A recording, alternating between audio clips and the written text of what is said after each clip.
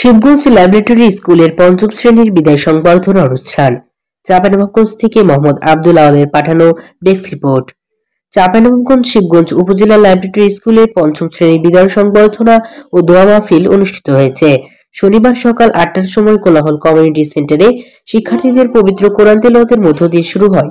অনুষ্ঠানে সভাপতিত্ব করেন শিবগঞ্জ ল্যাবরেটরি স্কুলের পরিচালনা কমিটির সভাপতি নন্দন কুমার বান্ধা, বিশেষ অতিথি উপজেলা সহকারী শিক্ষা অফিসার রফিকুল ইসলাম, শিবগঞ্জ ল্যাবরেটরি স্কুলের চেয়ারম্যান ইব্রাহিম খলিল, ল্যাবরেটরি স্কুলের প্রধান উপদেষ্টা মোহাম্মদ আলী, বিনোদপুর কলেজের সহকারী অধ্যক্ষ মাওলানা মোহাম্মদ নুরুল হুদা সহ উপস্থিত ছিলেন শিক্ষার্থী ও অভিভাবক বৃন্দ অন্যান্যরা। এই সময় বিদ্যালয়ের চেয়ারম্যান বিদ্যালয়ের নানা দিক তুলে ধরেন ও সবার কাছে দোয়া ও সহযোগিতা প্রত্যাশা করেন। শিক্ষকদেরকে সম্মান করবো, পাশাপাশি বাবা মাকেও সম্মান করবো। আরেকটা কথা বলতে চাই, বাচ্চারা কখনোই খালি পেটে স্কুলে আসবে না।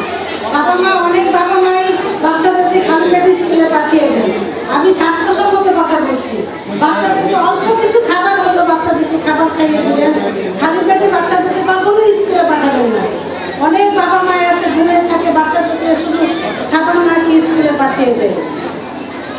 তারপর বাচ্চাদেরকে পরিষ্কার পরিচ্ছন্ন রাখবেন, সপ্তাহে একদিন করে হাতের নখ কেটে দিবেন, স্বাস্থ্যসম্মত খাবার দিবেন।